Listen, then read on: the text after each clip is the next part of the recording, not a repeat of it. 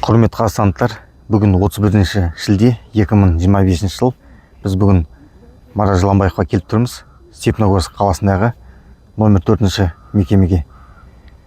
Өздеріңіз білесіздер, Марат Жыланбаев осымен 9 рет аштық жариялаған болатын. Мараттың жағдайы өте ауыр, өте нашар деп айтсақ болады. Өйткені ол еміріштен қалмауға бақсын жатыр. Екіншіден аштық жариялап жатыр. Үшіншіден қысым көріп жатыр. Сол себептен біз Мараттың қал жағдайын білуге келдік. Қазір адвокат кіріп, Марат Жыланбаевтың қал жағдайын біліп айтатын болады. Марат Жыланбаевқа бостандық талап етем. Алға Қазақстан.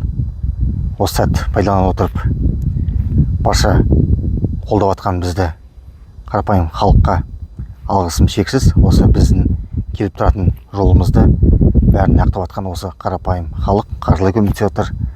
Осы көмектеріңізді аямаңыздар, қолдап отырыңыздар. Өйткені көріпсіздер, біздің жолымыз бар, қорғаушыға төлейтініміз бар, передачкалар алып әкелуіміз бар.